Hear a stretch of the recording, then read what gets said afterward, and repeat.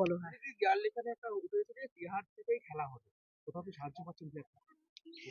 শোনো, প্রথমত দেয়াল লিখন যেটা হয় সেটা প্রত্যেকে কোনো আলাদা করে সিলেবাস বা কোনো লেখা থাকে না। সেটা যেখানে যেখানে দেয়াল লিখন হয় সেখানকার কর্মীদের আবেগ থেকে সেই শব্দগুলো ব্যবহার করে। প্রথমত বীরভূমে বহু নেতা হয়েছে অনুব্রত মণ্ডলের জন্যে। সুতরাং তারা যদি সেই নেতার কাছে কৃতজ্ঞ থাকে, সেই কৃতজ্ঞতা বোধ থেকে যদি ওরা দেওয়াল লিখন লেখে, এর মধ্যে কোনো অপরাধ নেই।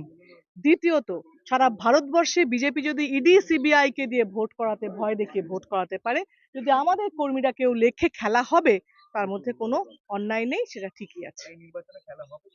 খেলা তো হবে সবসময়, আমাদের স্লোগান এটা খেলা হবে তো না। খেলা হবে শব্দ, যদি ক্ষয়ের শব্দ কি, আর শব্দ কি, এর শব্দ, এটা যদি বিশ্লেষণ করে অন্য, কিন্তু খেলা হবে তো আমাদের স্লোগান। গতবার, তার আগের বার, প্রত্যেকবার তো এই শব্দটা আমরা ইউজ করেছি। কমিটির মাথা হচ্ছে চন্দনা সিং। ইতিমধ্যেই ভোটের দামামা বেজে গিয়েছে।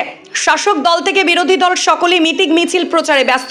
কিছুদিন আগে মুখ্যমন্ত্রী মমতা বন্দ্যোপাধ্যায় এবং অভিষেক বন্দ্যোপাধ্যায়ের নেতৃত্বে ব্রিগেড সমাবেশের ডাক দেওয়া হয়েছিল, যার নাম দেওয়া হয়েছিল জনগণ। আর সেদিনই তৃণমূলের পক্ষ থেকে 42টি আসনের প্রার্থী ঘোষণা করা হয়।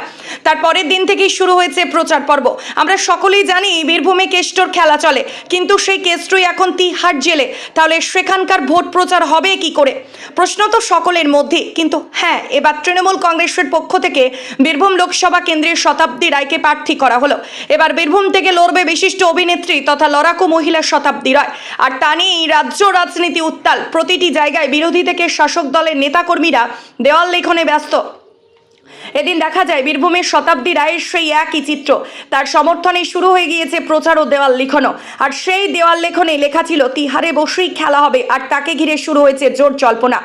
এই বিষয় নিয়ে আমাদের প্রতিনিধিরা কথা বললেন বিজেপির বিধায়ক অনুপ কুমার সাহার সাথে।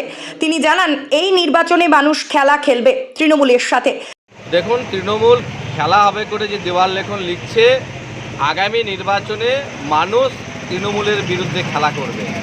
অনুব্রত মণ্ডলকে এতটাই ভয় পেয়েছে যে তার ছবি পর্যন্ত আজকে সরিয়ে দিয়েছে প্রত্যেকটা জায়গা থেকে। আগামী দিনে মানুষের মনেও থাকবে না।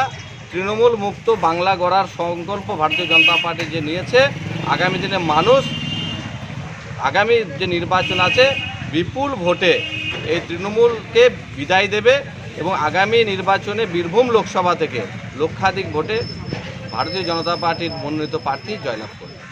খেলা থেকে বিনোদন, রাজনীতি থেকে ভ্রমণ, সব রকমের খবর দেখতে চোখ রাখুন নিউজ প্রাইম টাইমসের ফেসবুক পেজ, ইনস্টাগ্রাম এবং ইউটিউব চ্যানেলে।